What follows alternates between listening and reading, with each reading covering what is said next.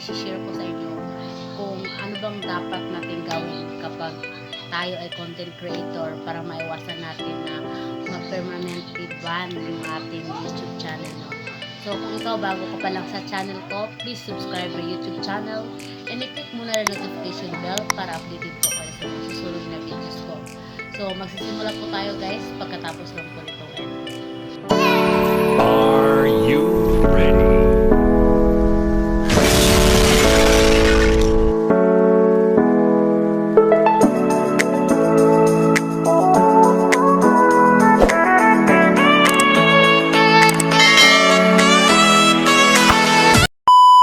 Ayun na nga guys, ang gagawin lang natin is iwasan natin yung mga copyright, yung katulad ng mga sa TikTok, in-upload mo sa iyong YouTube.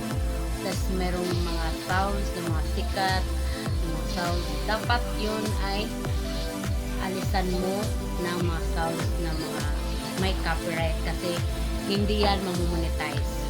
So, ano bang dapat natin gawin kapag meron tayong mga copyright na mga videos? So, paki-visit na lang po sa mga videos ko lahat dyan. At meron pa akong mga videos na makakatulong po sa inyo. No? So, para maiwasan po natin yung mga copyright na mga music is doon lang po kayo kumuha ng mga music sa YouTube Studio. Meron pong mga music dyan na libre at wala ka pong babayaran. At meron po akong video, panoorin nyo na lang yung video ko dyan na mga walang copyright na mga music. At dyan po, at kahit tumagal pa yung mga videos nyo ay wala po kayong makopyright dyan. So, ang kailangan ninyo is i-download lang po ninyo at kung makapag-edit na po kayo, punta lang po kayo sa files at i-download po yung mga music na pwede nyo ilagay ng inyong mga videos at safe po kayo doon, wala po kayong babayaran at wala po kayong copyright hanggang kailan. So, kahit tumagal yan guys, wala kayong copyright dyan. Basta doon kayo kumuha sa YouTube Studio, no? So, ano bang mga dapat natin gawin para naman mabilis mapansin ni YouTube yung ating mga videos? So, ang gagawin lang po is una, siyempre, araw-araw tayo mag-upload ng mga videos. Kahit mga short videos lang para naman mapansin tayo ni YouTube. Kapag hindi tayo mag-upload ng videos araw-araw is walang makakapansin sa atin, no? Dapat araw-arawin natin talaga sa pag-upload ng mga videos. So, kung hindi nyo kayang gumawa ng mga videos, long videos, is gumawa lang po kayo ng mga short videos, no? Pwede po kayong gumawa ng mga music doon sa mga short videos na ginagamit din ng mga karamihan ng mga content creator para naman ay mabilis lang kayong makakuha ng mga music na walang copyright. So, dapat ayusin natin yung ating mga banner para naman meron makapag-subscribe sa atin kasi yung ating YouTube is talagang hindi robot, no? hindi robot yung sinubscribe ng mga ibang tao. So maingganyo po yung mga tao na mag-subscribe sa atin kasi alam nila na hindi tayo robot. Alam nila na hindi tayo robot. Ganun lang po guys. Pwedeng lagyan niyo po ng picture nyo, ano bang pangalan ng inyong YouTube channel. So, ganun lang po ang gagawin. So, dapat ayusin nyo yung mga settings. Ano ba yung mga settings? Yung mga videos na makikita kapag hindi pa sila nakapag-subscribe sa inyo, yung dalawang videos na yun. So gagawa po akong videos dyan para po ay masundan nyo paano ayusin yung mga settings para dumami yung ating mga subscribers at views. So, iwasan po natin yung mga yung mayroong magpapalabas na mga kutsilyo kapag vlog tayo kasi bawal po yan, no? So, ang iwasan po natin is yung mag-upload ka ng videos is sunod-sunod. Dapat 4 na oras bago ka uli mag-upload ng videos. Yan po yung mga patakaran dito sa YouTube kasi ako hindi pagyayabang. Mag 8 months pa lang ako dito pero alam na alam ko rin kasi palagi ako nanonood ng mga content creator yung tumatagal na rin sa YouTube. Kaya yun, minatandaan ko talaga yun. So, ang pinakamaganda po na gagawin natin is yung mamonetize na yung ating YouTube channel. Dapat kailangan natin na mag-green po yung mga ating mga dollar sign. Kapag yellow naman is limitado lang po yung ads natin. So, makakawalang gana. So, okay lang kapag konti yung manood sa'yo. Basta at least yung videos mo is green. Hindi po limitado yung ads, no? Kapag red, parang walang ads yan. Kapag yellow naman, is limitado po yung ads na ilalagay ni YouTube sa iyong videos. So, yung ano naman, yung green is talagang good na good. Lalagyan ni YouTube yan ng ads. At si YouTube lang po ay nakakapag alam kung ilan yung ads na ilalagay niya. So, kapag nag-video po kayo, so dapat 7:27 yung inyong oras. No, para po malagyan ni YouTube ng mga 4 na ads at 3 yung inyong videos. Para naman hindi po masayang ating pagpapagod sa ating pagdadal dito sa YouTube.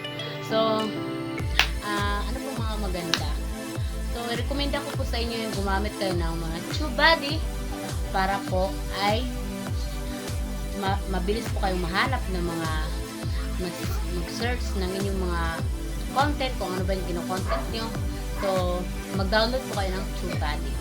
So, meron po akong videos dyan paano ayusin yung TubeBuddy. So, paki-visit na lang po. Marami po akong mga videos din about sa mga TubeBuddy, ganun. Kung ikaw nagsisimula ka pa lang ng content creator katulad ko, iwasan mo yung mga swab to swab at yung magda-download kayo ng mga apps kahit yung mga para daw dumami yung apps. Iwasan po ninyo yan kasi kabaliktaran po niyan is hindi po kayo monetize kasi lahat po yan ay scam at babalik po kayo ng zero niyan kapag nakapag-enter po kayo niyan kasi si YouTube is alam niya po kung anong gagawin nyo kapag nag-enter ka naman ganyan is mag-email po si YouTube sa inyo. Katulad ko, base lang po sa aking karanasan. Nakipagtalo rin ako ng mga ganon, mga sub-to-sub. At sabi ni YouTube sa akin, nag-email si YouTube sa akin, at pwede daw akong maban kapag pinatuloy ko yung ganon ng diskarte. Sumasali ko ng mga ganon, sub-to-sub. Yan po yung huwag natin gawin, no? Para naman maiwasan natin yung ganon, ban. At ma-restrict tayo dyan. Kasi alam ni YouTube yan yung ating mga kinikilos. Kasi YouTube, alam niya yan. Kasi alam niya. So, ano bang dapat natin gawin para mabilis dumami yung ating subscribers dito sa YouTube? Gumamit lang po kayo ng mga TubeBuddy. TubeBuddy, dapat po yung inyong video searchable para naman po yung natulungan nyo is siyempre makonsensya naman yan, no? Mag-subscribe po yan sa inyo, guys. Mag-subscribe yan, hindi yan magtumpik-tumpik pa kasi maawa naman yan kasi nakatulong ka, diba? So kung ikaw naman isang katulad kong content creator at nagustuhan mo rin akong mga vlog, pwede naman pakihingi ng subscribe dyan at like para naman updated po kayo sa mga susunod na videos ko. So, balik naman tayo doon sa isang tips. So, pinakabawal yung kapag mayroon kayong nakitang content creator at yun nakita nyo, tapos nagko-comment kayo ng please subscribe my YouTube channel na huwag yung gawin yan kasi hindi kayo nakakatulong ng isang content creator. Bagkos gusto po ninyo ipa-ban ang isang content creator kapag ginawa nyo yon, no? So, meron ako nababasahan na gano'n. Paki-visit naman ng aking bahay kasi medyo ano na gano'n. Mas okay ako doon. So, ang ginagawa ko, binivisit ko po talaga yun. Kasi, siyempre, maawain tayo, no? So, yung mga iba naman dyan na hindi naman nakaka-inspire yung mga comment ko. So, huwag na po kayo mag-comment pag gano'n, no? So, tahimik na lang kasi hindi naman ano yung buhay ko sa inyo, no? So, ang gagawin natin, hanggang panood na lang po tayo, guys, no? So, yan po yung mga bawal natin gawin para naman po makakatulong tayo. So, huwag natin gawin yung please subscribe my YouTube channel. Hindi katumbas ng sinasabi ng content creator. So, wala yan. Hindi yan approved ni YouTube. So, mga kailangan para mabilis ma-monetize. Kapag ikaw hindi ka pa na-monetize, need mo yung isang ID. Ano mga ID? Saan ba gagamitin yung ID? Ang ID gagamitin mo sa fill up ng Google AdSense pin para naman po ay makapagsahod na kayo sa YouTube. Is kailangan pa ninyo mayroon kayong passport, tas license, national ID. Pwede na po yung apat na yan, national ID. Kasi bakit, saan gagamitin to, Jane? Saan gagamitin? Yang mga yan ay kailangan po ni Google AdSense para na po ano niya na sa inyo talaga yung inyong YouTube. So, sana po ay nakatulong ako kahit paano sa inyo, guys, no? So, yan lang po. I-share ko lang po kasi kakauwi ko lang sa bahay, no? Pumunta kami dun sa may kanto at may nagsabi sa akin yung kapitbahay ko rin na mayroon daw paukay-ukay doon. Pumunta kami doon. Nag-ukay-ukay kami doon. At ito yung napili ko. Okay na din. Nag 20 pesos. At like 30. Share ko lang din ito. Kararating ko. Si Bibi nga nakatulog na eh. So, ito.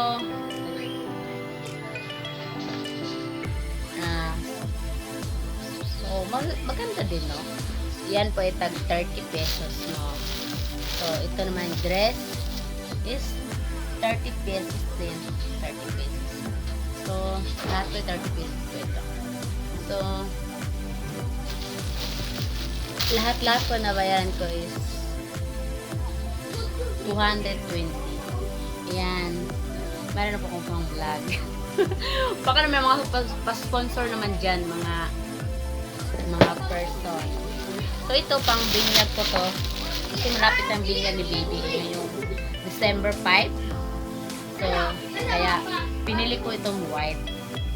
So, ito po. Yan. So, napaka-nice ng tela niya, guys, no? Dress po ito, guys.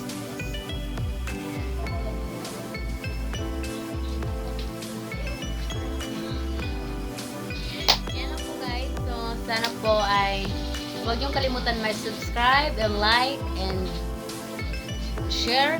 And sana po ay nakakatulong po ako kahit paano sa inyo. Tayo po mga content creator is magpatuloy lang po tayo. No? Huwag po tayong susuko kasi kapag meron tayong pangarap is magpatuloy lang po tayo. So shout out ko lang po yung aking baby na gumising na. Yan. Yan. Yan yung baby natin. So malaki na, no? Hindi na siya nagdididi kasi malaki na nga. Pabalik nga, patingin.